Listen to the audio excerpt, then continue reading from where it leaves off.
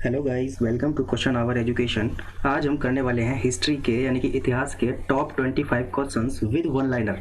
ये questions previous years में आए हुए क्वेश्चन होते हैं और ये आपके यूपीएससी का एग्जाम हो, एनटीपीसी हो या ग्रुप डी हो या एसएससी हो या पीएससी हो या फिर कोई रेलवे के एग्जाम या फिर पुलिस हो या फिर यूपीएसआई का देखिए काफी सारी वैकेंसीज हैं, एग्जाम होने वाला है, बहुत अच्छा चांस है। और ये जो मैं आज आपको क्वेश्चन कराऊंगा ये एसएससी सीएचएसएल में आए हुए क्वेश्चन है।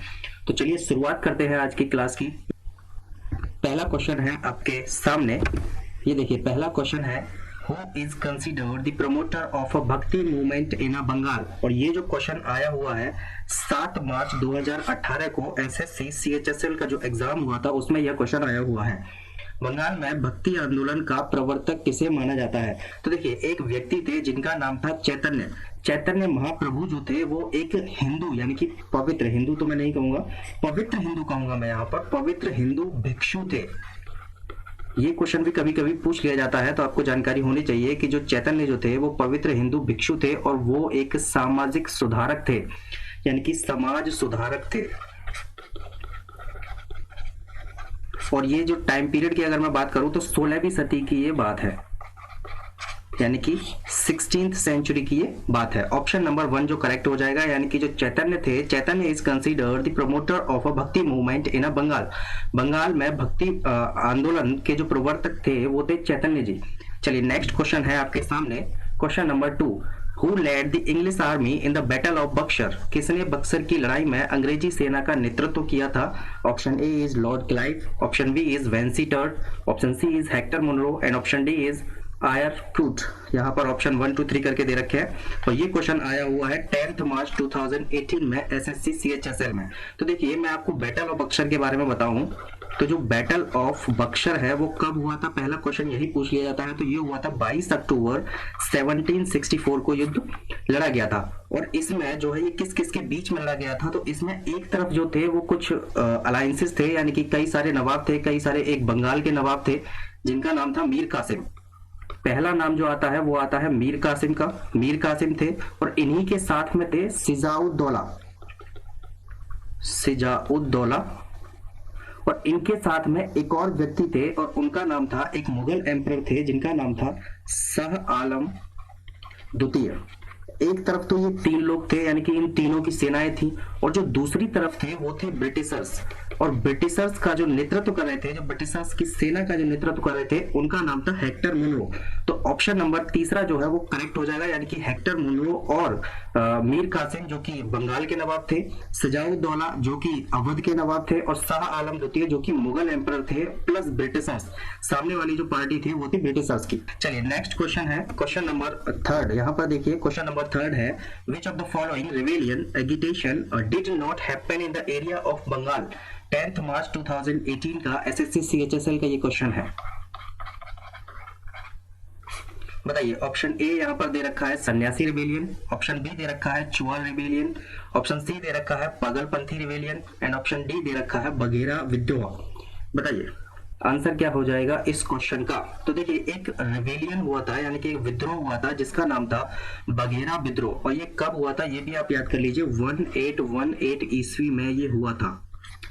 बघेला रिवेलियन जो है 1818 ईस्वी में अंग्रेज सरकार के विरुद्ध किया गया था, ठीक है, ये आप याद रखिए।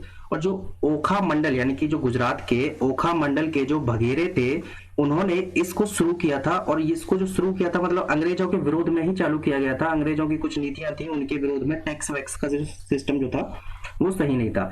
और ये जो है रिवेलियन समाप्त कब हुआ था, तो ये रिवेलियन 1820 ईस्वी के समथिंग यानी कि समाप्त हुआ था। एग्जैक्ट डेट तो नहीं पूछी जाएगी, ये जो डेट पूछी जाती है ये अप्रोक्सीमेशन में पूछी जाती है। तो आप 1820 लगा देंगे तो आपका आंसर कोई गलत नहीं करेगा, ये आसपास की डेट होती है यानी कि 1820 के आसपास जो है इस रिवेलियन को समाप्त कर दिया गया था, बघेरा रिवेलियन। तो क्वेश्चन नंबर 3 का जो आंसर होगा वो होगा ऑप्शन नंबर 4 जो है करेक्ट है। चलिए नेक्स्ट क्वेश्चन है, क्वेश्चन नंबर 4 आपके सामने है कि भारत में पहली बार किसान दिवस किस वर्ष मनाया गया था। यहाँ पर was celebrated on which of the following year.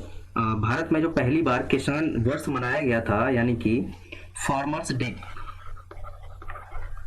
यहाँ पर क्वेश्चन ये पूरा नहीं लिखा है, यहाँ पे आगे आप करेक्ट कर लीजिए इसको। Farmers day was celebrated on which of the following years. बताइए 11 मार्च 2018 में एसएससी सीएचएसएल में आया हुआ क्वेश्चन है। तो देखिए मैं यहाँ पर आपको बताता हूँ, इसका जो वैसे तो इसका जो आंसर होगा वो होगा 1936, लेकिन इससे पहले अप्रैल 1935 ईस्वी में संयुक्त प्रांत में किसान संघ की स्थापना की गई थी। कब की गई थी? 1935 ईस्वी में। किस चीज की स्थापना की गई थी? किसान संघ की स्थापना की गई थी। कहां पर की गई थी? संयुक्त प्रांत में। ये आप याद रख लीजिए, ये एक इंपॉर्टेंट लाइन है इसके अंदर, ठीक है। और जो है इसी वर्ष एक व्यक्ति थे जिनका नाम था NJ रंगा, और इनके साथ कुछ और भी फार्मर्स लीडर थे, यानी कि किसान नेता थे। इन लोगों ने मिलकर के प्रांतीय किसान सभाओं को मिला करके एक अखिल भारतीय किसान संगठन बनाया। क्या बनाया था इन्होंने? अखिल भारतीय संगठन। तो देखिए इसकी जो स्थापना हुई थी वो हुई थी 1935 में। अगर आपसे क्वेश्चन पूछा जाता है कि अखिल भारतीय संगठन की जो स्थापना की गई थी वो कब की गई थी, तो 1935 में की गई थी, और किसके द्वारा की गई थी, तो इसमें एक इंपॉर्टेंट व्यक्ति है जिनका नाम है NG रंगा। अगर मैं इसमें एक और बात बताऊं कि जो इसका जो अधिवेशन हुआ था, जो पहला अधिवेशन हुआ था वो हुआ था 11 अप्रैल 1936 में हुआ था, और ये हुआ था लखनऊ में। और उस टाइम पर जो इसके अध्यक्ष थे उनका भी नाम पूछ लिया जाता है। तो अध्यक्ष जो थे वो थे स्वामी सहजानंद सरस्वती। और जो महासचिव थे, महासचिव का नाम भी पूछ लिया जाता है। मैं इसमें महासचिव का नाम ऊपर लिख देता हूं, यहाँ पर नीचे जगह नहीं है। तो देखिए जो महासचिव थे उनका नाम था प्रोफेसर, ये जो थे ये प्रोफेसर थे NG रंगा। राव नहीं है, ये है रंगा। प्रोफेसर NG रंगा जो थे वो कौन थे? महासचिव थे। और अगर मैं अध्यक्ष की बात करता हूं तो जो अध्यक्ष थे वो थे स्वामी सहजानंद सरस्वती जी। इनके आगे आप लिख लीजिए कॉपी में अपनी में, ये थे अध्यक्ष। कभी कभी ये क्वेश्चन पूछ लिया जाता है तो इंपॉर्टेंट है। हमसे यहाँ पर क्वेश्चन सिर्फ इतना पूछा गया है कि किस वर्ष में किसान दिवस पहली बार मनाया गया था, तो 1936 में किसान दिवस को पहली बार मनाया गया था। चलिए नेक्स्ट क्वेश्चन है, क्वेश्चन नंबर 5 आपके सामने है। बताइए इस क्वेश्चन का आंसर क्या होगा? Which of the following events is not related to the era of the Warren Hastings? तो यहाँ पर आपको वॉरेन हेस्टिंग की कुछ पता होना चाहिए वॉरेन हेस्टिंग के बारे में, कि कौन कौन सी चीजें वॉरेन हेस्टिंग के टाइम पर नहीं हुई थी। देखिए हमारा जो यहाँ पर क्वेश्चन है वो सिर्फ वॉरेन हेस्टिंग से संबंधित नहीं है। हमसे जो पूछा गया है वो वॉरेन हेस्टिंग से संबंधित नहीं है। आपको पता होगा कि वॉरेन हेस्टिंग के बारे में गवर्नर रहे हैं ये इंडिया के, ब्रिटिशर्स थे, ये ब्रिटिशर्स गवर्नर थे इंडिया के अंदर। पहला जो यहाँ पर दिया हुआ है कि फर्स्ट एंग्लो मराठा वॉर, बिल्कुल इन्हीं के टाइम पीरियड पर हुआ था। रोहिल्ला वॉर इन्हीं के टाइम पीरियड पर हुआ था। चैत सिंह इंसिडेंट भी इन्हीं के टाइम पीरियड पर हुआ था। लेकिन हेलबरी कॉलेज की जो स्थापना हुई थी वो इनके टाइम पीरियड पर नहीं हुई थी। जो ये हेलबरी है ये 1806 में इसकी स्थापना की गई थी।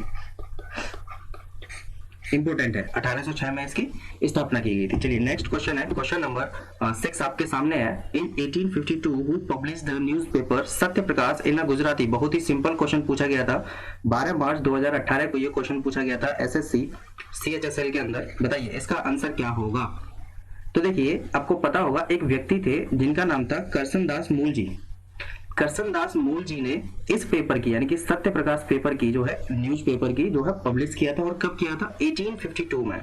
ये डेट आप याद कर लीजिए 1852। कभी कभी क्वेश्चन 1852 के लिए ही पूछ लिया जाता है। चलिए नेक्स्ट क्वेश्चन है, क्वेश्चन नंबर 7 आपके सामने है। Who was elected the president of All India Workers and Peasants Party in Calcutta in 1928? सन 1928 में कलकत्ता में अखिल भारतीय मजदूर एवं किसान पार्टी के अध्यक्ष कौन चुने गए थे? ये क्वेश्चन 13 मार्च 2018 का है। ऑप्शन ए जो यहाँ पर दे रखा है वो दे रखा है M.N. जोगलेकर। दूसरा ऑप्शन दे रखा है श्रीपद अमृत डंगे। तीसरा ऑप्शन दे रखा है साहिल सिंह जोश। चौथा ऑप्शन दे रखा है यहाँ पर मुजफ्फर अहमद दे रखा है यहाँ पर चौथा ऑप्शन। बताइए कौन सा ऑप्शन जो होगा वो करेक्ट होगा? आपने अगर पढ़ा होगा इसके बारे में तो आप आंसर करेक्ट लगा देंगे।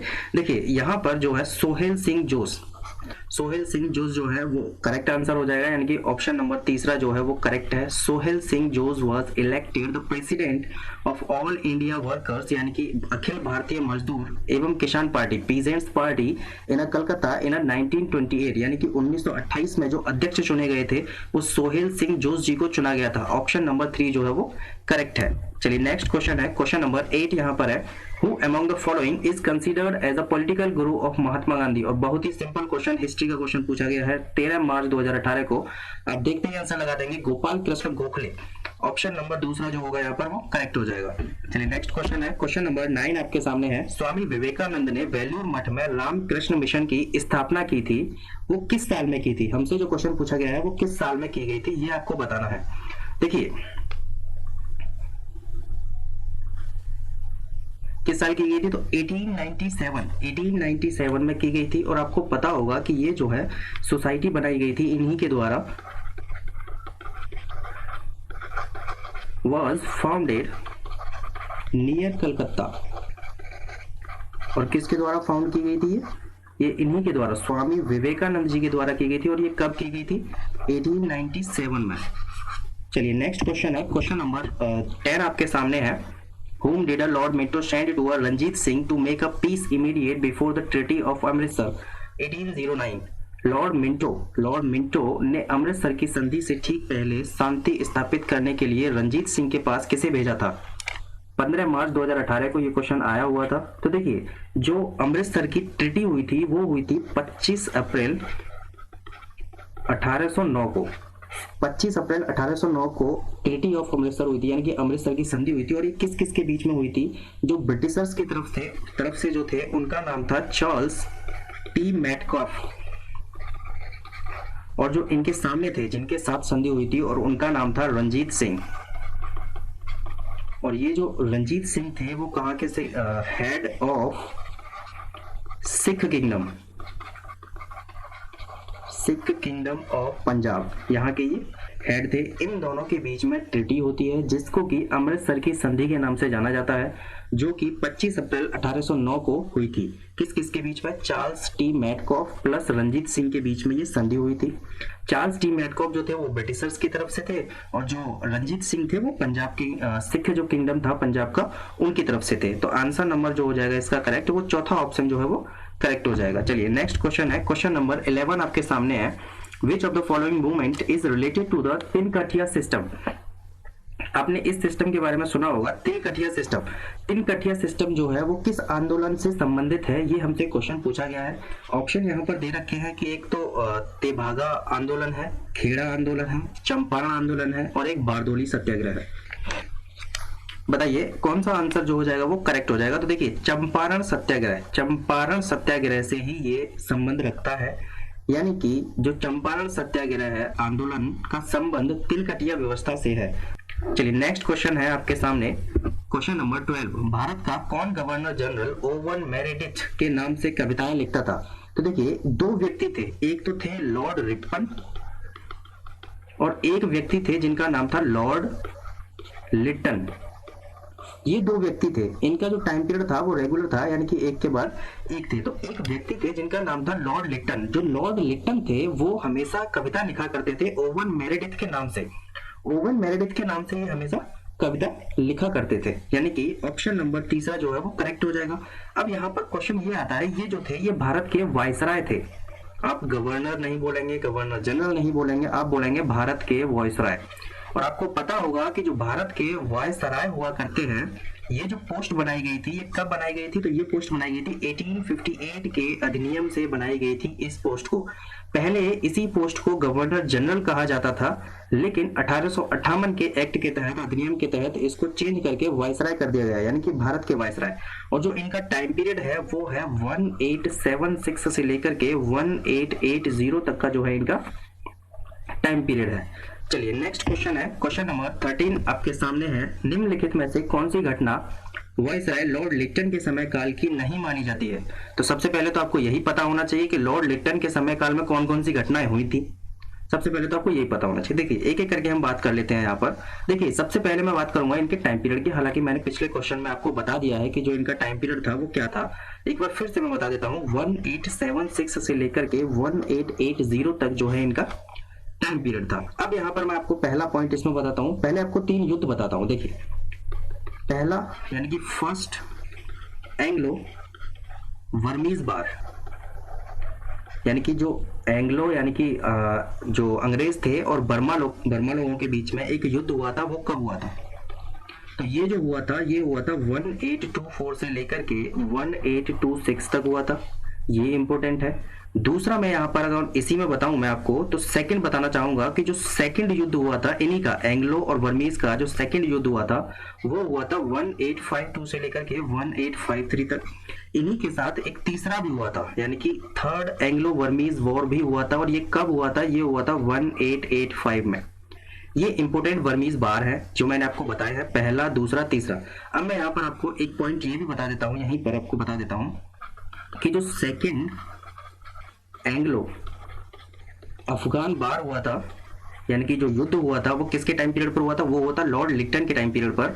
और ये जो हुआ था 1878 से लेकर के 1880 तक हुआ था। और इसी का टाइम पीरियड था जो 1876 से लेकर के 1880 तक जो वायसराय थे उनका नाम था लॉर्ड लिटन जी। इसी में मैं आपको आगे वाले नेक्स्ट पेज पर बता देता हूँ। इस पेज पर लॉर्ड लिटन के टाइम पीरियड की कुछ घटनाएं थी। सबसे पहले इंडियन आर्म्स एक्ट, ये बहुत बार क्वेश्चन पूछा गया है कि जो इंडियन आर्म्स एक्ट ऑफ 1878 जो आया था वो लॉर्ड लिटन के टाइम पीरियड पर ही आया था। एक्चुअली था क्या इस एक्ट में, वो मैं आपको अभी बताता हूँ। देखिए इंडियन आर्म्स एक्ट ऑफ 1878 के तहत कोई भी भारतीय बिना लाइसेंस के हथियार नहीं रख सकता है, जबकि अगर कोई अंग्रेज है तो वो हथियार रख सकता है। ये भेदभाव वाली बात थी, ये सबको दिख रहा था कि यहाँ पर भेदभाव किया जा रहा है, पर लेकिन किसी ने बोला नहीं। 1878 में इंडियन आर्म्स एक्ट आया जिसके तहत की लगभग सभी से हथियार छीन लिए गए थे, अवैध हथियार हो गए थे वो। क्योंकि 1878 के इंडियन आर्म्स एक्ट में ये साफ साफ लिखा था अगर आपके पास लाइसेंस नहीं है तो आप हथियार नहीं रख सकते हैं। इसी के आधार पर ये छीन लिए गए। तो लॉर्ड लिटन के टाइम पीरियड पर ही ये आया था। लॉर्ड लिटन के टाइम पीरियड पर ही एक आया था वर्नाकुलर प्रेस एक्ट। ये भी बहुत बार क्वेश्चन पूछा गया है, vernacular press act. Vernacular press act of 1878 में आया था और ये भी लॉर्ड लिटन के टाइम पीरियड पर आया था। ये जो था ये प्रेस की जो स्वतंत्रता थी उसको बाधित करता था। यानी कि वर्नाकुलर प्रेस एक्ट में ये था कि अंग्रेजों के खिलाफ कोई भी चीज न्यूज़पेपर वगैरह में नहीं दिखाई जाएगी, अंग्रेजों के खिलाफ, जो कि सरासर गलत था। 1878 की बात है जो कि लॉर्ड लिटन का टाइम पीरियड था। अब हम आते हैं अपने क्वेश्चन पर। तो देखिए यहाँ पर जो ऑप्शन हो जाएगा, देखिए अफगान युद्ध इन्हीं के टाइम पर हुआ था। हालांकि सेकंड अफगान युद्ध हुआ था, इसके लिए हम मना नहीं करते, लेकिन अफगान युद्ध तो हुआ था। लेकिन बर्मीज वॉर जो हुए थे वो देखिए तीनों के तीनों जो वॉर हुए हैं वो इनके टाइम पीरियड पर नहीं हुए हैं। 1885 का जो भी हुआ है वो भी लॉर्ड लिटन के बाद में हुआ है, और जो ये 2 हुए थे ये तो पहले ही हो गए थे। तो यहाँ पर जो आंसर हो जाएगा वो ऑप्शन नंबर 2 जो है वो करेक्ट हो जाएगा। आर्म्स एक्ट इन्हीं के टाइम पर आया था और प्रेस एक्ट इन्हीं के टाइम पर आया था। चलिए नेक्स्ट क्वेश्चन है, क्वेश्चन नंबर 14। पढ़िए इसको, आप आंसर दीजिए। 17 मार्च 2018 को ये क्वेश्चन आया था। निम्नलिखित में से कौन सा सुमेलित नहीं है? यहाँ पर एक तरफ आपको कुछ रिबेलियन यानी कि विद्रोह दिए हुए हैं और एक तरफ दिया हुआ है डेट्स 1899, 1806, 1855 और 1870। तो बताइए कौन सा जो है वो सही सुमेलित नहीं है? तो देखिए चुअर रिबेलियन जो है वो 1870 में नहीं हुआ था, जबकि संथाल रिबेलियन 1855 में हुआ था, ये करेक्ट है। बेलोर रिबेलियन 1806 में हुआ था। मुंडा रिबेलियन 1899 में हुआ था। नेक्स्ट क्वेश्चन है, क्वेश्चन नंबर 15 आपके सामने है। निम्न में से किस नेता का नाम चंपारण सत्याग्रह से नहीं जुड़ा है? बताइए ऐसे कौन से व्यक्ति थे जिनका नाम की चंपारण सत्याग्रह से नहीं जुड़ा है? 19 मार्च 2018 का ये क्वेश्चन है। चंपारण सत्याग्रह, खेड़ा सत्याग्रह, इनके बारे में आपने पढ़ा होगा, वहीं से ये क्वेश्चन पूछा गया है। तो देखिए सरदार पटेल का जो नाम है वो एक बारदोली सत्याग्रह हुआ था उससे रिलेटेड है, बारदोली सत्याग्रह। और ये जो बारदोली एक गांव था, बेसिकली जो बारदोली था वो एक गांव था और उसमें कुछ टैक्स रिलेटेड प्रॉब्लम थी जिनको कि सरदार वल्लभ भाई पटेल ने, हालांकि उस टाइम पर वो सरदार नहीं थे, सिर्फ वल्लभ भाई पटेल जी थे, उन्होंने वहां पर जाके प्रॉब्लम सॉल्व की और वहां की महिलाओं ने खुश होकर के उनको ये एक उपाधि दी थी। यानी कि सरदार वल्लभ भाई पटेल को जो है सरदार की उपाधि मिली हुई है। ये भी आप याद रखिए। चलिए नेक्स्ट क्वेश्चन है क्वेश्चन नंबर 16। चीन में बक्सर विद्रोह कब हुआ था, यानी कि जो बक्सर विद्रोह हुआ था चीन के अंदर वो कब हुआ था? चलिए बताइए, फिलहाल पेपर नहीं छोड़ना है किसी को भाई। देखिए चाइना का जो बक्सर विद्रोह है वो कब हुआ था, ये क्वेश्चन पूछा गया है। तो देखिए इसका आंसर हो जाएगा 1900। 1900 जो है वो करेक्ट आंसर हो जाएगा। चलिए नेक्स्ट क्वेश्चन है क्वेश्चन नंबर 17 आपके सामने है, बताइए इसका आंसर क्या होगा। Salt march also known as a Dandi march was initiated by, नमक यात्रा जिसे कि दांडी यात्रा के रूप में भी जाना जाता है, किसके द्वारा शुरू किया गया था? बहुत ही सिंपल क्वेश्चन है। इसको शुरू किया गया था महात्मा गांधी जी द्वारा, जिसको कि साबरमती आश्रम से शुरू किया गया था। और साबरमती आश्रम की जो स्थापना की गई थी वो भी महात्मा गांधी जी द्वारा ही की गई थी। चलिए नेक्स्ट क्वेश्चन है आपके सामने क्वेश्चन नंबर 18 आपके सामने है चौरी चौरा इंसिडेंट। ये आपको सबको याद होगा, जो चौरी चौरा इंसिडेंट हुआ था ये किस वर्ष हुआ था? देखिए हुआ क्या था, एक मूवमेंट चालू किया गया था गांधी जी द्वारा जिसका नाम था नॉन कोऑपरेशन मूवमेंट।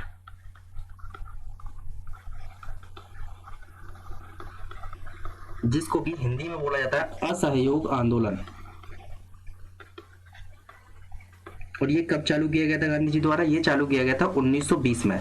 एक इसके बाद ये इंसिडेंट जो है 2 साल तक चला था। इंसिडेंट नहीं बोलेंगे, ये आंदोलन है। ये आंदोलन 1920 से चला था, 2 साल चल पाया था। उसके बाद एक चौरी चौरा इंसिडेंट हो गया था, जिसके बाद की गांधी जी द्वारा इस आंदोलन को समाप्त कर दिया गया था। और ये जो इंसिडेंट हुआ था ये 1922 में हुआ था।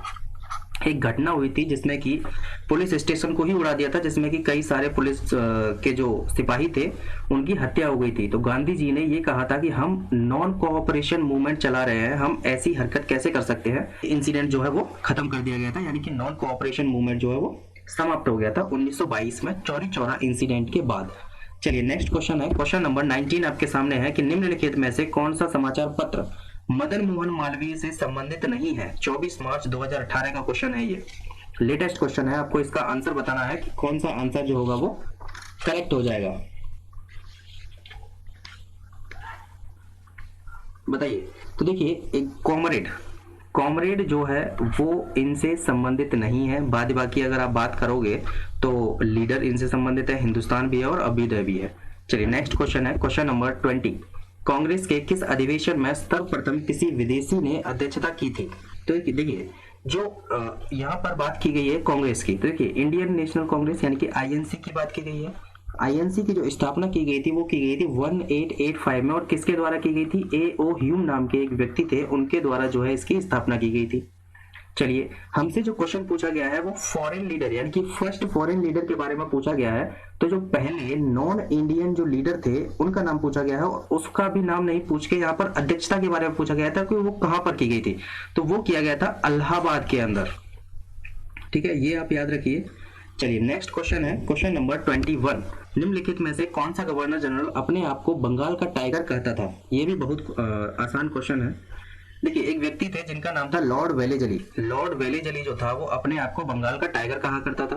लॉर्ड वेलेजली के टाइम पर एक घटना थी जिसका नाम है सब्सिडरी अलायंस। घटना नहीं, ये उसी के कुछ दिमाग में चल रहा था जो कि उसने करके भी दिखाया था। सब्सिडरी अलायंसेस जिसके तहत उसने कई सारे राज्यों को अपने ब्रिटिश में मिला लिया था। ये जो लॉर्ड वेलेजली का जो मकसद था वो मैं आपको एक लाइन पढ़ के सुना देता हूं कि लॉर्ड वेलेजली का जो मकसद था वो इतना था कि ब्रिटिश एम्पायर इन इंडिया को वो किस में बदलना चाहता था? वो बदलना चाहता था कि ब्रिटिश एम्पायर ऑफ इंडिया, ये करना चाहता था। ये इसका मकसद था लॉर्ड वेलेजली। ठीक है, चलिए नेक्स्ट क्वेश्चन है क्वेश्चन नंबर 22। निम्नलिखित में से कौन कांग्रेसी समाजवादी दल से संबंधित नहीं थे? तो एक व्यक्ति थे जिनका नाम था सुभाष चंद्र बोस, वो इससे संबंधित नहीं थे। नेक्स्ट क्वेश्चन है क्वेश्चन नंबर 23। निम्नलिखित में से किस आंदोलन का नेतृत्व सीताराम राजू के हाथों में था? ये क्वेश्चन शायद आपको अजीब लग रहा होगा, लेकिन ये क्वेश्चन 22 मार्च 2018 को पूछा हुआ क्वेश्चन है। बताइए। तो देखिए एक आंदोलन हुआ था जिसका नाम था रंपा आंदोलन।